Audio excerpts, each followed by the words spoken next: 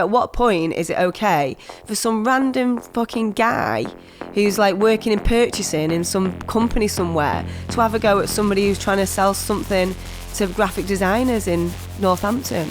Like, at what point is that okay? Only an absolute bellend would teach LinkedIn lead generation if they weren't getting leads from LinkedIn. You've not got haters because they hate your success. Sometimes you can just be a bellend.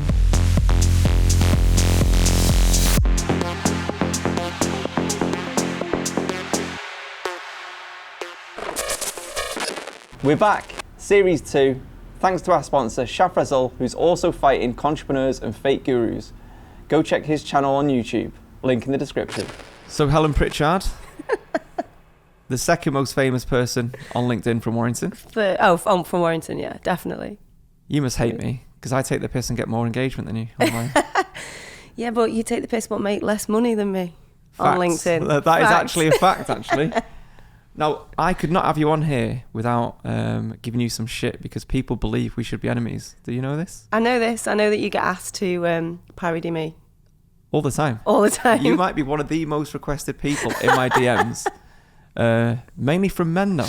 Funny that. I was going to ask about this afterwards, but yeah, mainly from men. And it's always, have you seen this Helen Pritchard? She says that she's done £1 million this year. And they absolutely hate it. Why do you think this is? I've no idea. The same people that look me up on Company's House regularly, and also the guy who street viewed my house and said that's not where a rich person would live, so therefore it's lies. And you live the posh side of the river as well, so I'd hate them if they street viewed my house. I live in the shit end. I was just like, wow, that's mind-blowing.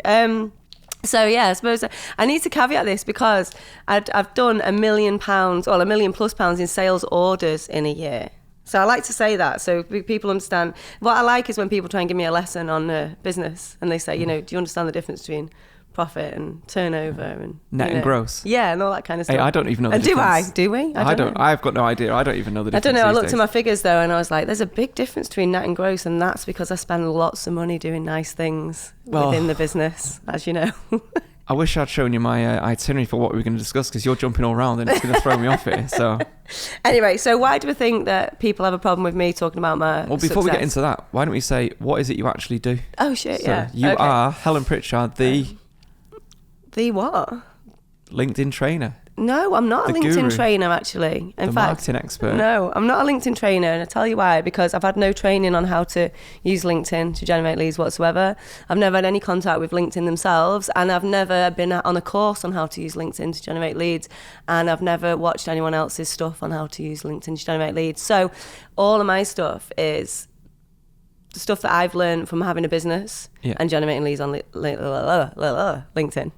So is that what all your leads? How are you? I can tell already. That's This series, just so people know, it's not going to be as edited, because we had some people that we had on last series that said we edited out all the main bits. So if you fuck up, we're keeping it in. That's fine by me. You just edit out every time I say like. Yeah. So I help people get leads from LinkedIn, and all of my stuff is I'm a business owner who's been generating leads from LinkedIn for years. And what happened was I'd go to events and stuff, and I'd go and I'd have these big clients, like corporate clients, and people would say to me like, oh, so how did you get like that client? Yeah. And I say, oh, they came to me on LinkedIn, and they'd just blank. They'd be like, what? I say, oh yeah, I got all my leads from LinkedIn. And they say, what? No one gets leads from LinkedIn. It's just assumption about LinkedIn. It's just for recruiters. It's just for people who are in corporate, etc., etc. I say, oh no, all my clients come to me. And then I'd show them how I did it. So I'd just draw on a little piece of paper and I'd show them, and then a couple of weeks later they'd go, guess what? Yeah. I'm like, what? They're like, got a lead. I'm like, I know. So it's from actual experience. You'd actually done the thing before you started teaching. Of course it is. Like, only an absolute bellend would teach LinkedIn lead generation if they weren't getting leads from LinkedIn. But there's a lot of them, though. That's the point. There are a lot of those. And also, people think, oh, it's all right for you because you're selling LinkedIn stuff, LinkedIn training on LinkedIn. So it's kind of a bit like meta. But actually, it works for everybody. And I think what drives people crazy is that it's so simple. It's the stuff that I teach is so simple and so not what to do on LinkedIn. So all the stuff that other people like go mad about like, oh, you know, what time to post, how long to post, you know, like what do we do with groups, what do we do with ads, the algorithm and all that kind of stuff. And I'm like, that's all bullshit. You just need to do these like core things and it works. I always say you can have all the rules, but crap content's still crap content. So unless it doesn't matter what time you put out good content, really. If I used to get into loads of debates online. I've tried to like stop it a little bit now because I've got other stuff to do. There's people who will swear until they're blue in the face, like, I know what time is the best time to post on LinkedIn. I've done the split test. I know this, and this very successful guy on LinkedIn who said this, until he's blue in the face. Which guy? I know this, and I'm not going to name him, no. But I know that this is the best time to post because I've done tests and split tests, and I've done this, and I said to him, that's only your data. It's an absolute nonsense to anyone else. Yeah. Because it depends who you are, what authority you've got, what influence you've got, how long you've been posting on LinkedIn, what your audience is, what you're actually saying. And it's got nothing to do with what time you're posting. I could post something controversial, whatever, about LinkedIn, like the stuff I posted the other week about... I don't know why I do this to myself. But anyway, I posted... If I see someone answering every single comment on LinkedIn, it doesn't make me think, oh, wow, look at those really engaging with their audience. Too much time on their hands. They've got too much time on their hands, or they're desperate for work, or they've got nothing better to do. Yeah. Just my opinion, don't lose your shit in the comments. Yeah. And of course, everyone loses their shit in the comments, yeah? So I get all this, to the point where this guy posted a meme that was saying, oh, people who've got, social media gives people so much opinion when they really should get punched in the face or something. And I was like... This is my opinion, though. Like, I show people how to use LinkedIn to generate leads. You're a recruiter. Yeah. This has got nothing to do with recruitment, but you're getting involved in my stuff. And in the end, he was like, you need to apologise because this is blown up in your face. And I was like, but it's not, has it? Because I show people how to use LinkedIn to generate leads and I've created this huge conversation about LinkedIn. Yeah, a lot of the comments are negative, as in, you're wrong, you're wrong, you're wrong. But look at all the people that are messaging me privately going, fucking hell, you're right. Yeah. And then they're joining my challenge or they're buying my stuff. That's all that matters to me. But if I post something controversial like that, if I do it at 2 a.m, I'll get more engagement than someone who's just started and posts it, whatever this guru says is the right time to post, and they post something really bland and boring. It's just facts, So for me, the algorithm stuff and the timing stuff is absolute bollocks, and there's nobody in the world who can actually prove that there is a specifically best time. You can make a good guess. Yeah. But that's it. It's just a guess. So why people get all like... My business would be Are you going to make me easier. work? Are you going to make me work to get any words out? Yeah, my business would be a lot easier if I could just tell people, just do this exact thing at this exact time, but it just doesn't work like that. Right. I'm going to ask you then. So you get a lot of hassle from the posts that you put out sometimes and hate. Is that like an occupational hazard because of what you do? And where do you draw the line? Would you say, because I know that you get a lot of personal attacks. Yes. So what do you think is fair game and what do you think is out of order? Or tell us about that. I think it's an occupational hazard, but it's partly down to my personality rather than what I do. So like, I'm a strong, opinionated, independent, single woman who's successful, or whatever you want to brand success as. Successful in my eyes because I work when I want, I get up when I want, I do what I want, and I don't have to think about money. So as far as I'm concerned, that's my success. I'm at it now, but it really triggers a lot of people. And because I have strong opinions that are, in my opinion, completely right, and I will defend them to the death, then I think that just makes people really irritated on loads of different levels. Yeah. So in terms of what's fair game, so I put Facebook ads out and I spend a lot of money on Facebook ads, and I get 3 different types of comments. One is, you're such a loser, you're advertising on Facebook, yet you're telling us LinkedIn's the answer. But people on Facebook still use LinkedIn, don't they? To which I say, no, you're such a loser. This is where my audience is. I help people go from Facebook to use LinkedIn because they're scared of using LinkedIn. So I help people who are really good on Facebook or know what they're doing on Facebook, or at least use it. I'm like the bridge to LinkedIn. So this makes sense. And also I spend, like last campaign, we spent 20 grand on ads.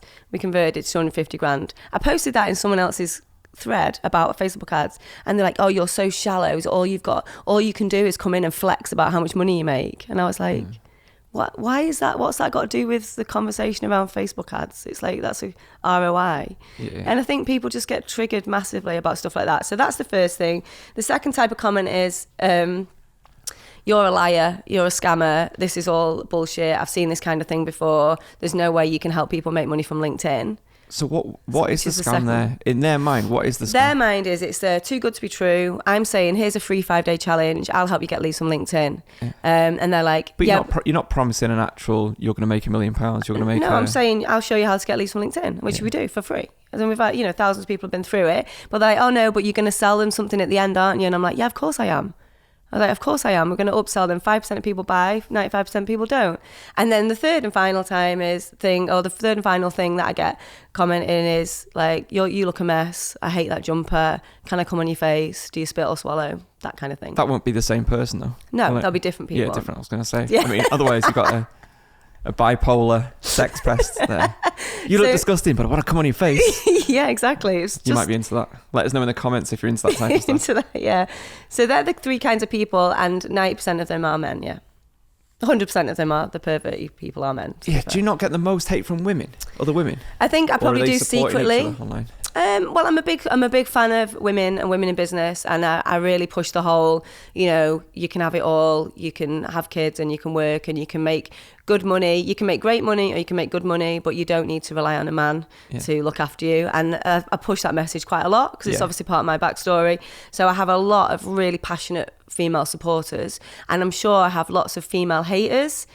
But they're not as vocal, or they're not as visible to me anyway. They probably just slag me off in private groups and screenshot stuff and bitch about me to themselves, I would have thought. Do you think it's because you're a woman, it can be harder to be taken seriously? Like, say meetings, I can imagine some people talk online, want a meeting with you, but really they don't want to talk about business. Is that as widespread or as... Well, if I was like 21 and drop dead gorgeous, then maybe. But I think now I'm like 40 and getting on a bit. Because I'm 40 and not. It's never been a problem to me. Not so much of a problem. It depends what top I've got on. I think when I wear that yellow top, like my comments go absolutely crazy. And I don't know, I think it's just, obviously I've got boobs. So sometimes people want to talk to me about that. Typos in the comments, one-handed. Some people have said that they watch me with the sound off, which is... fine, but they don't learn anything about LinkedIn.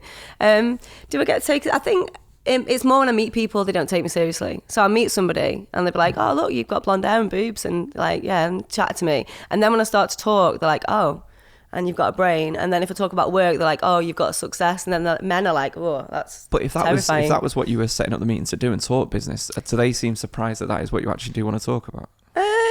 I don't do so many meetings like that anymore. But yeah, in the old days when I used to sell agency stuff, I've definitely got clients from guys that wanted to.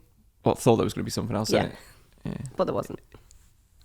And that's I don't know, I can imagine the comments now. It's like, oh, you're such a like pro-feminist, but then you leverage being a woman to make money. But do you think, there's anything wrong with that? Because I don't think so. In a weird way, don't we all use... Just use what you've got, right? Yeah. And is it wrong? I don't think so. I don't think it's wrong. But I think now, I don't think that's so much of an issue. I think definitely in the agency days it was. I used to run a digital agency, for those who were like, what you're talking about.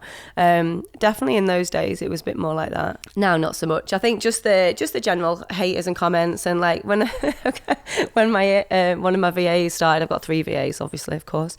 And one of them was covering for the other one, and it was Megan, and she said, hi Helen, I'm going to be covering for Lisa for the next few days. I said, oh great. She went, and then the next morning she went, morning Helen, would you like me to delete and block the person who sent you a dick pic on LinkedIn? Oh, do you get them on LinkedIn? I said, not yet. No, I've not been to see it yet. Yeah. And then we went and we had a look and a laugh, and then we deleted it and blocked him. So well, we told Jack if he did that again, he was gonna get a final. Well, I wouldn't be able to identify him, to be honest, if it was a fake account, because he took it from a really weird angle. It took us ages to work it out. But looks bigger, doesn't it, Jack? You do. You know that angle, the downwards one. It was from underneath, though. Who takes it from underneath? Well, it's a hidden inch, isn't it? It was really bizarre. But ball bagging. Yeah, I mean, that is the thing. A lot of people talk about LinkedIn, and I get that a lot in my groups. It's like, oh, men are trying to, they're sleazing on me and they're hitting on me or they're being inappropriate. And it's like, just delete and block them. It never happens to me, so. I never get that. LinkedIn's easier when you're ugly. Or putting weight on as fast as I am. You don't get people sending you pictures of the vaginas, like, no, oh, never mind. It's not nice anyway, is it? I was going to ask, I remember for people that don't know, you helped me a lot when I finished my business. Did I? Well, I had a business with some friends and some people that you know our story and stuff. And then when I sold the business, I go a bit stir crazy if I'm not distracted by business. But you seem to really be into that entrepreneur lifestyle. I really struggled with that, like not having any office life. Yeah. So what are your favourite bits about being it, having free time and stuff? Because I find it a distraction. Well, I know we have talked about this loads, haven't we? So, like, Mike and I have been friends for a long time. When you had your old business, but then we were friends all through that. It wasn't just me. I know some people think it was just me, but it was wasn't other just people you. as well. There were other people in your Aaron, business. Ian, Adam. So all noted. I remember when you had the business, when you were gearing up to sell the business, when you sold the business, like we just used to meet up, didn't we, like intermittently. And I still remember, like, after you sold the business, you just seemed like, like when we were in business, you were kind of like dead into it. And then maybe afterwards you felt a bit lost. And it was really interesting for me because you hit that success. I was doing nothing. Like, I'm not as successful as you've been. You're probably making more money than that we made when we were working. Yeah, but you had the big payday, didn't you? So you had the big payday, which is a lot of people, that's what you're building up to. And I just think I love the climb of it. But what I think is when having gone from having no money whatsoever, so those people don't know, I was like really, really, really poor, like really, really skint. Like when my marriage collapsed in the 2010, I was in loads of personal debt. It was the days of, we've been through the recession, my husband was a builder, and it was in the days of, of course you can have this mortgage, self-cert mortgages and like finance for everything, and I was just signing for everything like you do when you're married, and all the money was going into the business, which was collapsing because of the recession, and it's like the aftermath of that when I was like 90 grand in personal debt. I was like, my mental health was really suffering, so I suffered really bad with anxiety, panic attacks and agoraphobia, and I had 2 little kids under 5. I've got a great relationship with my ex-husband. It wasn't that, it was just me looking at the debris of my life and thinking, oh, the fuck am I going to feed my kids, and I've got a supportive family and all that kind of stuff. And then my dad used to have to take me around the shop to buy food for me and all that kind of stuff. And knowing what that lifestyle is like building away from that was always my thing. I used that as a catalyst to build my business from there, because I thought, like, no fucker's coming to save me here. I've got to do this myself. So I use business as a vehicle, really, because I've got no qualifications. But knowing what that was like, and then meeting you maybe 4 years ago, 5 years ago, something like that. Yeah. And business was going all right for me, but for you, you'd got to that point. And I think when you're in that panic, that anxiety mode, like where you wake up every day, like, I've got no money. You go to bed every night, I've got no money. I don't know where my next client's coming from. I don't know where my money's coming from. I don't know how I'm going to feed my kids. When you're in that energy, it's so different to, you haven't got time to be worrying about anything else, because you're in survival mode. So if you think about the hierarchy of needs, like you need to feed your children and keep them safe and warm. And that was your priority every single day. Whereas suddenly when you've got money in the bank and those needs are met, you're like, oh, now I've got time to think about what's the meaning of life, what's my purpose, what am I doing here? It becomes such a driving force when you're building a business, and it's so all-consuming, and I say this to people all the time, you've got to make sacrifices. People come to me, they say, I want to have 6 weeks off the summer with my kids, and I'm like, you can't fucking feed your kids. What do you mean you can't have 6 weeks off? You've got to take the hit now. You've got to make sacrifices. You've got to take the mum shame, at the park when you're on your phone and your kids are like, rolling around in broken glass, and, everyone's looking at you like you're the worst mum in the world, but you're like really answering emails and stuff like that. You've got to do all that, stick them on an iPad and get some work done. I made huge sacrifices in the first few years. Didn't see, a family, and I was single, which helped a lot. So I didn't have anyone to particularly upset in terms of, so I could work in the evenings and stuff, but massive sacrifice then. But now, I've got all this time.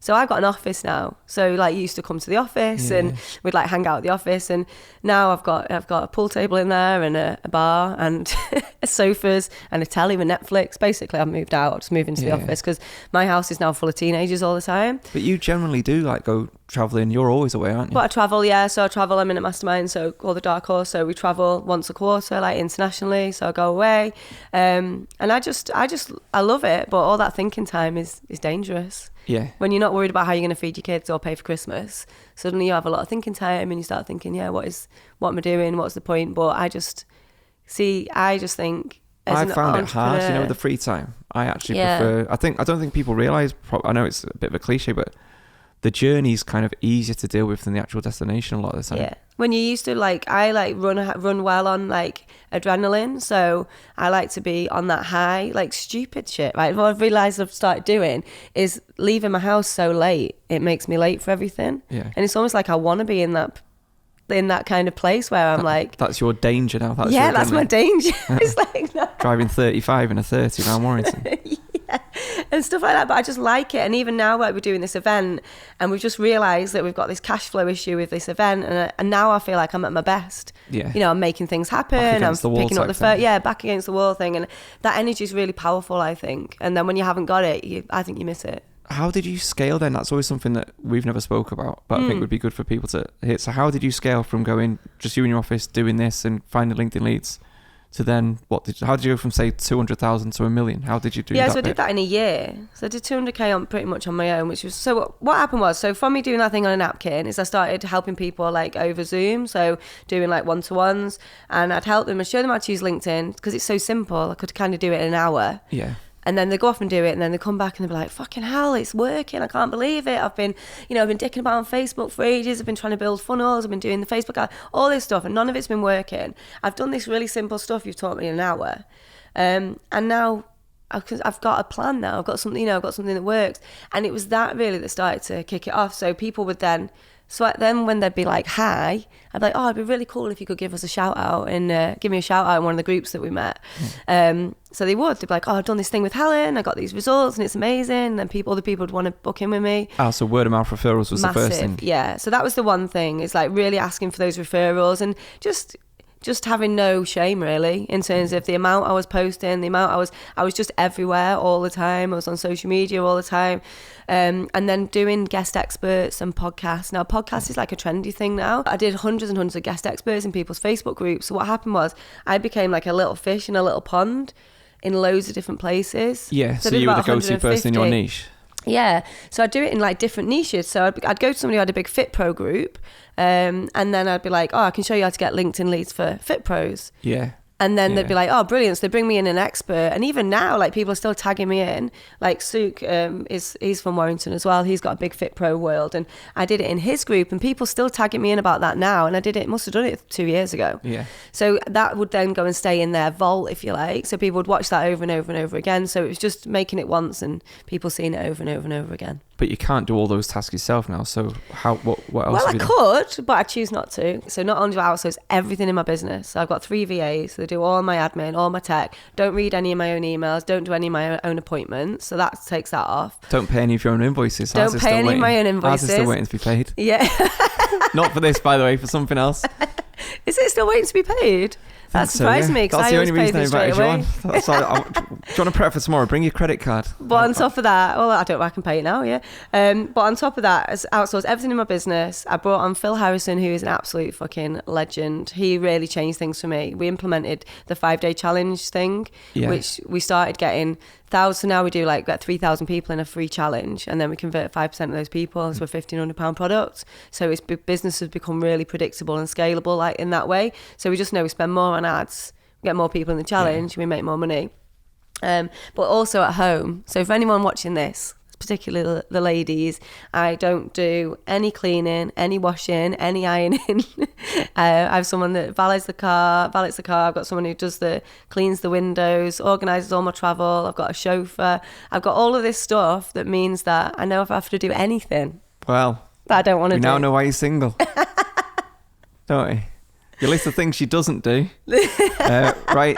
So I wanted to ask you about the free group thing, because obviously a lot of my work I do, you might think, if you're a sensitive flower, that a lot of the stuff I talk about in the Contreprenuer formula are things that you do. Yes, and there are. Always talk, and this is why I think people think we can't like each other or can't go on with each other. The free groups, I always take the piss out of the free group because you know it's going to be an upsell. So what would you say is the difference between, say, what you're doing and say what some of the people that are offering free groups are doing? Do you mean the free challenge?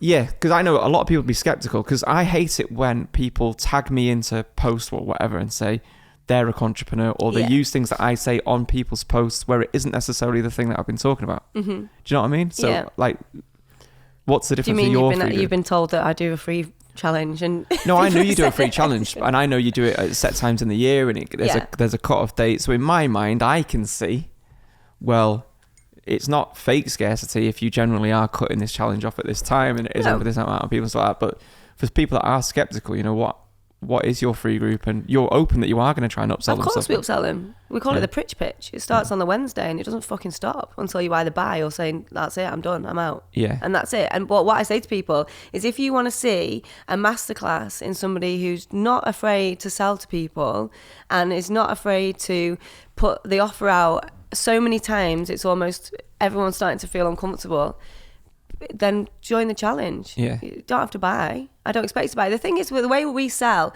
is that we put the offer out in a million different ways, in a million different platforms. So you get it from email, you get it in the messenger bot, you get it in the group. You know, you get loads of different ways that we overcome your objections, but we will never overcome your objections personally. Yeah. Does that make sense? Yeah. So we'll never say to somebody, if someone says to me, we can't afford it, I'm like, fine. I've never tried to overcome a price objection. I talk about that quite a lot. And I talk about that quite openly because if someone had said to me 10 years ago, of course you've got 1,500 quid, you know, you just don't value it enough, or you don't value yourself enough, and all that other bullshit that I say, which makes me But they're the mad. things that I've got the problem with. Yeah, of course. Or say if you're a trainer and then one of your trainers would march someone to a cash point to draw money out. Of course, it's disgusting, Mike. Of course it is. Yeah. Everyone must be able to see that. And I talk about things like, I hate discovery calls because it's bullshit. If you've got to get someone on a call for an hour before you even tell them your price, you know for a fact you've either not added enough value before you get them on that call and you've got a guilt trip them into it, or you're not confident in your price. Yeah. So these are the things that I do, and these are the things that I teach. So that's like a fucking huge light bulb moment for people in my group. So I have 3,000 people in my group. I do a live with wine every night, which some people find that is outrageous. Like, I don't want to sit and watch Helen drinking wine for 2 hours every night answering questions about LinkedIn, but loads of people fucking love it. Yeah. And that's the thing that they absolutely do. And I've got my kids, and they're in and out, and they're, you know, getting involved and stuff. But the thing is, when I say about discovery calls, you can see people like, I've never heard anyone say that before. I've always been told to get people on a call and then tell them the price. And I'm like, no, put your prices out there. Put your prices out there so people know to buy. That's your first sort of like sieve, really. You can filter people out right from the off, can't you? People say, oh no, but I thought I should get them on a call. It's like, why? Because everyone hates that icky moment where they can't afford it and you've got to say your price and they can't afford it, and then you've just wasted everyone's time. Yeah. To me, this is common sense. But a lot of people are awkward about talking about money anyways, as you found when you say, if you have been successful and stuff. Of course. So I say to people, I pay myself 10 grand a month. Like, after tax, it goes straight into my bank. And every time I look at it, I'm like, oh my God, that's so much money. And I just like plough my way through it every month with joy. We are so different. I know you say I'm like the most boring person I know with money. Yeah, you know that. Yeah. I am. But I can see people cringe. They're like, oh, don't talk about money. And I'm like, it's my money. I'll talk about it if I want. Well, what was the first thing you've got no class? bought? And I'm like, I've never had any class. You've not been to Warrington. No, but so what was the first thing you bought then? First time you paid yourself £10,000 a month? That was obviously... Was it? Yeah. Was that Rolex? It's my Rolex, yeah, and I love it. Jesus. I designed it myself and I love it. Yeah. It's beautiful. And I spent all mine on tattoos. yeah, exactly, almost. right? Yeah. And I've just had an email, or in fact, I've had a very nice thick piece of card through the door from the jewellers to say that it's gone up in price. I need to go and get it revalued for insurance purposes. You watch? Yes. So they are an investment. So it's an investment. Yeah. But even I was like, oh, I feel why are they cheaper secondhand? It can't be true. It can't be true with Rolexes. It's an investment. Why are secondhand ones cheaper? Well, anyway, so I bought my watch with cash, and that was an exciting moment for someone who was... So was that honestly the first thing you bought and you were pleased with that? Yeah. Oh, I really wish I had one thing that there was like that I always wanted. But I'd always wanted it, you know. So it wasn't like, oh, I want a flash watch, let's look at all the watches. I was like, I've always wanted a ladies Rolex. Watch. Not this particular one. I always wanted a Rolex because I used to do massage. There's plenty of jokes in there, but I used to be a masseuse, and I used to run a not a massage parlour, a therapy room in Grappenhall. And one of my first clients, one of the things I used to do is get the jewellery off them. So they'd hand me the jewellery, I put it in a little bowl thing. Anyway, one of my very first clients was a lady, obviously quite a well-off lady, and she came and she handed me a watch, and I just remember just carrying it over and thinking, fuck, that's heavy. Yeah. And just glanced it on the way in, and it just said Rolex, and I thought, when I can afford it, I just couldn't even imagine being able to afford one then. Never, ever. It was totally out of the realms of possibility. So to go and buy it was I've never had that. Yeah, I really it was wish there was beautiful. like one car that I liked when I was a kid or whatever. 'Cause I Yeah, know, like Phil's bought an Aston Martin, and he messaged me and he just said thanks for making my boyhood dream come true. And you know, money can do. oh, what is that? Because he's managed to do some things that He he bought wanted his, to well, he do. bought his Aston Martin, yeah. Yeah. And it's beautiful. And that's what I mean. So when he picked me up in it, and he's like, you just see on his face, it's his, you know, that's one of his things. And people, and again, money's a funny thing, and that's not what we came on to talk about, but it's a funny thing that I see a lot of people getting triggered about. And this sort of, it's almost like, I wrote this post the other day, and it was kind of, you can have it all. You know, you can have a Rolex and you can be a good person. It's almost like the two are interchangeable. Yeah, that but if you like material things, that suddenly you're shallow and you're, is you know, it pathetic. possible to have a picture if you're in a Rolex where you've not got your Rolex in shot? Oh, someone said that to me. They said, oh, you can always see your watch. Do you do that on purpose? And I was like, as if. Yeah. It's just I talk with my hands and it's on my wrist. Well, I definitely do now. I remember one post that you did, and we've spoke about this actually. So obviously LinkedIn is a place where I don't even know how many people it's got on there. What was it? 530 million? Yeah, loads of them be like accounts, weren't there? 230 active or something. I mean, I've got 12 troll accounts. No, so obviously there's how many people are on there, and I see it all the time. LinkedIn's not a dating site, you know, it's a professional network and stuff. But so many people meet their partner or boyfriend, girlfriend, whatever it might be, through work. Yeah. And for a lot of people that are either self-employed, solopreneurs, or even just people in a sector, it's an online version of work, isn't it? So why do you think people are so anti-relationships on LinkedIn? And do you think LinkedIn should just turn that functionality on and monetize it and make it into a sort of a dating site as well as? Yes, I think LinkedIn should have a LinkedIn dating functionality 100%, but it's already there, you see. So they should ask you if you're single or not, and if you're open to being approached or not, and then you could have that toggle like you have with the recruiter thing. And that would be hidden then. So only other people who sign up for this dating thing will see people who are open to it.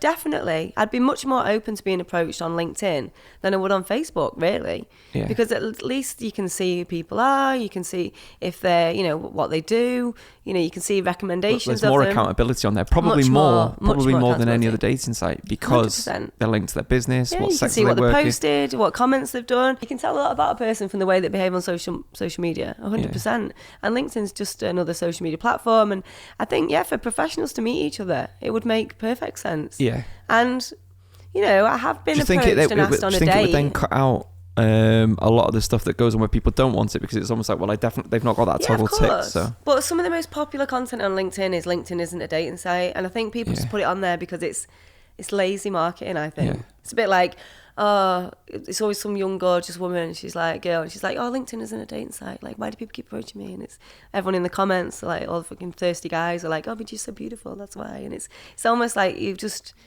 this thing, or people get super offended by it. Yeah. Like, I can't believe people are saying I'm gorgeous.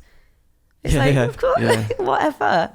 Nice problem to have. I know. But I see it all the time, and I see it in the group all the time. So I've got a free group, so it's got 13,000 people, and a lot of people join, and they're like, oh, LinkedIn's not a dating site. And I'm like, just chill out, babe. It could be worse. Could get no one approaching. So have you met anyone through LinkedIn? Not in that way. I've met people who've said they've asked me out, but I've kind of like... Were you offended by it? Not at all. But it was, as long as they asked me out in a nice way, and I'm like, oh no, you know, blah blah blah, like it's just not for me or whatever. I don't say that, but you know, I'm not offended at all. Kinked in would be my name for it if they were going to do it. They should launch kinked in functionality. I'll try to trademark it. That's good. That is what it autocorrects on my phone all the time. Does it really? Yes. Kinked in all the time. I just think they're missing a trick. I think they are. Do you know, while we're on the topic of LinkedIn, do you know what I hate seeing now, and I blame you for it? Right. Anybody that's got helping at the beginning of their LinkedIn bio. Well, this is funny because... When does it stop being effective and starts being with 530 million people, it's never going to... In fact, I'm glad you asked me that, or didn't ask me that, but the helping headline is controversial, and there's a lot of lazy marketers who use that as a reason to have a go at me. Yeah, including a lady who made a whole slideshow of them. What's her name? I don't even know, and I'm not even saying that like she doesn't matter. But the thing is that, like, some of these people I know, I probably might like that slide. Yeah. Like when you say, oh, this person's the victim, I'm thinking, oh yeah, but I could see myself doing something like that. She put all these headlines together, and she's like, look, everyone looks the same. Yeah. But there's a couple of weird things about that. One is that it showed all the headlines and they're all completely different because it's a template. So helping ICA, so your ideal client avatar, achieve XYZ, So whatever your ICA, outcome was. ICA, for those that don't know, it is ideal client avatar. Yeah. Which I just said. Did you say ideal client avatar? Yes, all right. didn't I? Did she? Thanks, Jack. We'd normally cut these bits out. Anyway, Jack, like, come on. Anyway, so listen. Right, okay, we're going to redo it. So helping XYZ, that's your ideal client avatar, so your target market. So helping XYZ achieve XYZ, so the outcomes that you actually offer by XYZ, so how you're going to do it. And it's like that for a reason. And it makes me like feel like I have to be more zen-like when I have to explain this to people. To every single person that questions it. Because Jack gets that with banners. It's like how it's laid out is based on like market research, and we know what performs well. Yes. Stop telling us to add 15 fucking extra bits. You didn't have a banner before. You had a default banner. And if you were good at them, you'd be doing it. You banner shit. Stop telling him what to do. He's paid to do it, for fuck's sake. You're paying him to do it. Anyway, Exactly, yeah. So the helping headline gets a lot of grief, including from people that I thought were mates of mine. And I was like, why would you do that? And then in the comments, there's loads of people. And then sometimes, a lot of the time, people won't name me. Yeah. But so I've had this helping headline template. It's been downloaded thousands, and I don't know exactly, like must be over 50,000 times. I've also taught this in my free group, my free 5-day challenge, which we've had nearly 20,000 people go through. So that is a lot of people, right? And we insist on them using those words. Yeah. And the reason why is 1, because we know it works. 2, because every headline is different. 3, because they have to put a lot of time and effort into filling those gaps. Like crafting that, so it's the perfect. Crafting that thing. And it's just, if we let people pick their own words, it's just fucking chaos. Yeah. Right? When we're trying to help 3,000 people do it at once. Yeah, so we do it. But I can see how it's an easy, cheap shot at me. And I think I can tell anybody that's in your 5-day free trial just from all of a sudden it goes helping. I think, oh, here we go. Yeah, but they're not you're not their ideal client. So it doesn't matter what you think. No. What matters is what their ideal client thinks. Yeah, so of course. When I used to do it, and again, I teach it because I used to do it and I know that's how it works. I know it works.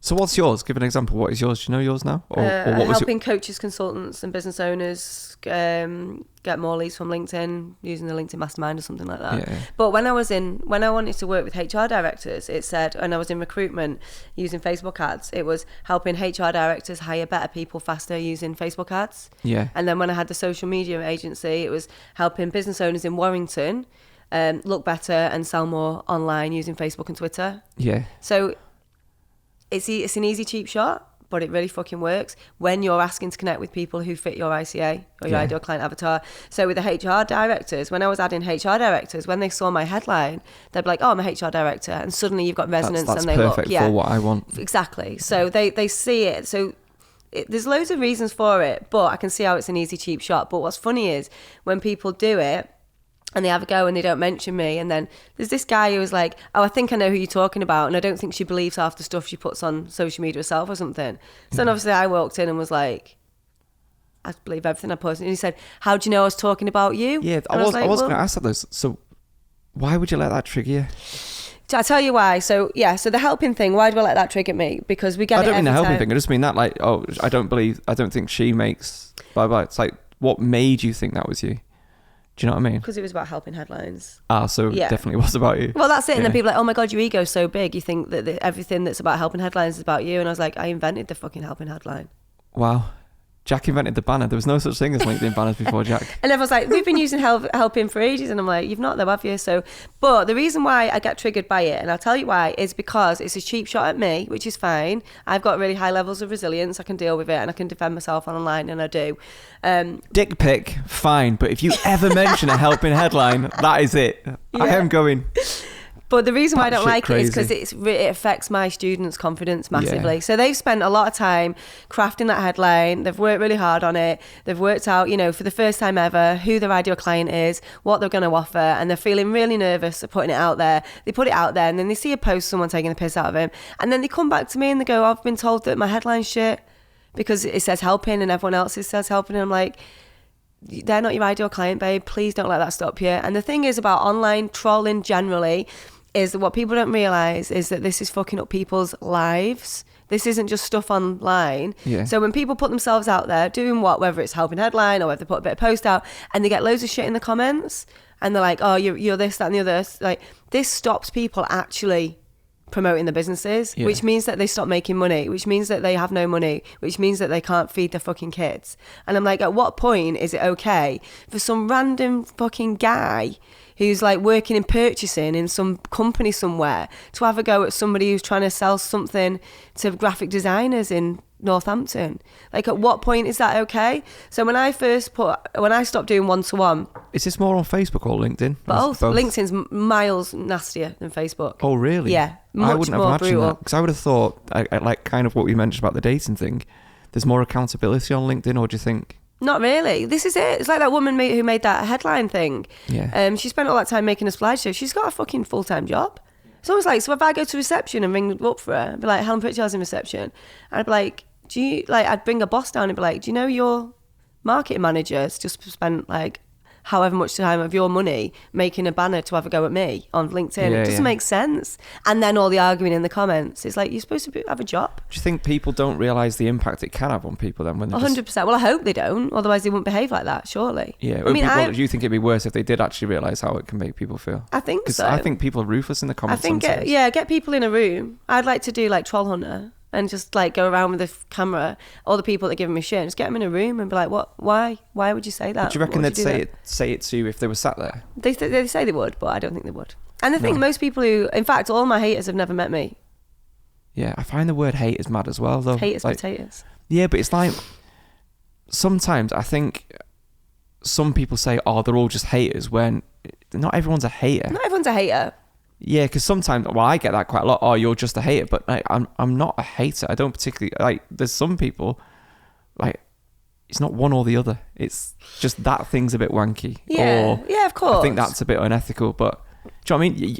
Not everyone that you've not got haters because they hate your success. Sometimes you can just be a bellend. Yeah, of course. And sometimes I can be a dickhead, and I say that all the time. Of course, I can be a dickhead in the comments. I get triggered, or I've had a drink, and I put stuff, and then I'm like, well, Helen, why did you do that? So is that more? Do you think that is a trigger for you then? If you've had a drink and then you see that stuff, is that? Yeah, because I've got less filter, haven't I? Yeah. And I get really mad about it, because especially when people call me a liar. Again, don't let this, everyone's like, I fucking know how to get her now. Like when people say, oh, you're a liar about this, that and the other, and I'm like, but I'm not though.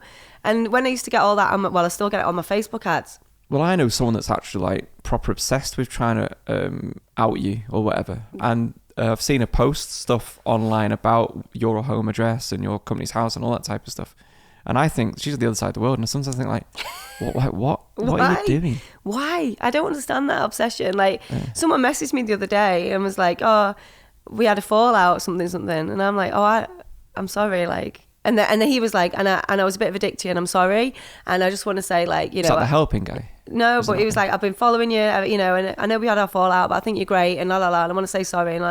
And it's kind of like, oh, that's cute, but I'd totally forgotten about you, because I get it all the time. Yeah. So when people think they're having a real impact on me, it's like they're just one of many. But I've got so many people who fucking love me, and they tell me every day. Like I've got like thousands of people in my groups who are just like, Helen, you're amazing, you've changed my life. You know, I'll be able to take my kids on holiday for the first time. I finally feel confident in my business. I managed to leave my shitty husband. You know, I've finally managed to do X, Y, Z. And before I was feeling like this, and now because since I've met you, I'm feeling like this. Then I'm like, well, that's what matters, really, isn't it? And that is what matters. And I do give a shit, and that's it. I think people have this perception of me that I don't care, because I can be a bit hard-faced in terms of I really understand who I am and what I'm about and what I stand for and what my training does and where my success has come from and why it's important. And I think that alone can trigger some people. It's mad though that sometimes you get all that. Would you say that the majority of the interactions you get with people online, is that positive and you've changed, like you've helped them or whatever? I'd say majority is positive, yeah. But I think we're hardwired to look at the negative. Yeah. So I mean, I'm only human. Of course, it upsets me at times. You know, I mean, I've done a 5-day challenge and I had someone in there saying that they didn't like it, whatever. I remember sitting on my bed crying on a Sunday. What was that? Early? Is that at the beginning of this? Yeah, this is like a year or so ago. And then I thought, well, so then what I did in the challenges is said, and I do this at the beginning, is like, I'm not interested in your feedback unless it's good. Yeah. And like, honestly, I'm like, if you don't like it, just leave. If you love it, let me know, because it's good for me, good for my ego, and it makes me feel good. And people are like... It's mad though, isn't it? That brutal honesty, but people seem to love it. They're like, oh, we love it. We love the fact that you just say it how it is, and you're really direct, and it's kind of like, well, why wouldn't I set my business up to suit myself? Yeah, so sometimes I don't want to hear negative feedback. It just makes me feel sad and bad about myself. Why would I want to hear it? Yeah. I don't want to learn and grow. So but then I suppose when you put yourself out there, you're almost leaving yourself open to it, aren't you? Like I get loads of negative feedback, and it's weird what you said there. I sometimes pay more attention to, but I used to. Now I just think, I don't even bother reading. Yeah, the I think you anymore. do evolve through it. I think your resilience grows massively, but you've got to remember, like, all my customers, all my clients are usually quite low in confidence anyway, or they're quite, they're quite insecure, and they see me as this, like, I'm out there like on the front line with it. So I feel like I've got a duty of care to them to stand up to stuff. And people say, oh, just ignore the bad, and I'm like, well, actually no, because it's not all right, is it? So like, why are they behaving like this? Nice. People on LinkedIn are dicks, aren't they? Yes. So much so that I've actually stopped doing, for this series, the questions from LinkedIn section. Oh, really? Yeah, because honestly, I was so sick of people saying... What do do you think I would have got? Will there ever be a boy born that can swim faster than a shark? It's like, there's no originality in that. We've all seen I've never heard that question before. Really? No. Every single time I used to say there's a guest on the podcast, I'd get that question. So who's going to ask me questions, Jack? It is now time for a question from Jack. That's me. My one and only question is, did you like the banner that I sent you? The latest one. I can't remember, so you have to resend it again. Where did you send it? Because I don't look at emails, remember? I sent it to your email. So. Oh, well, that's why. So I don't read emails, but Lisa should have read it and reminded me about it, so I'll have to sack her immediately. That's me. The next thing I was going to say is, after our end of series 1 episode where we drunk in the back room there with Latch, weirdly, someone called him, you look like a thin wolf from Gladiators, so I'll have to confirm that. Have you seen, do you think, does he look like a thin wolf from Gladiators? Yeah, a little bit. But a lot of people liked Latch's contribution, so we wanted to introduce a question from Latch, if that's possible. Question from Latch. My question is this. 10 years ago, your life fell apart. You could have gone on the dole. You could have took some mundane job. Yes. Why did you do what you've done? Because I've got no qualifications. I've been fired from more jobs than I can think about. I got fired from one job for a personality clash. I don't believe that. The thing is, I had 2 little kids, so I was on benefits. So I had child tax credits, and I talk about that quite a lot. Childcare is super expensive, so I didn't want to do that. And I had quite severe mental health problems, so I didn't have the confidence to go and get a job. So it was kind of shit or bust. So that's why I did what I did. And LinkedIn, that's when I started using LinkedIn, and that's how I generated all my leads. So it's just, I can do marketing, I can do it online, I can do it from home. I was like, I want a job where I don't have to see or speak to anyone, because I wasn't very well. And a job where I don't have to go anywhere, and I don't have to worry about the children. So what was the first thing you actually did? Was it you started just doing marketing for other people's businesses? Yeah, that's that first ever headline, and that's what I did. It's like all good stories. I was just like drunk and desperate, opened up my laptop, LinkedIn, never even heard of it, looks good, and I just set it up like I set it up now. So it's literally helping small business owners in Warrington sell more. So you started online, small at first, using really Facebook. Niche. Yeah, so I knew, and again, stuff I talk about. So my need to earn number was $2,500 a month. So I just thought I just need 10 clients paying me £250 a month, and that was it. My whole LinkedIn was that, like £250 packages, and that's all I sold. Yeah, I wanted to sell it to middle-aged men in Warrington who had bricks and mortar businesses, and that's what I did. And I didn't stop until I got my 10 clients. So, and I didn't change and didn't do anything else. So I think that's what's formed the basis of all my teaching now. But at the time, I just needed some money.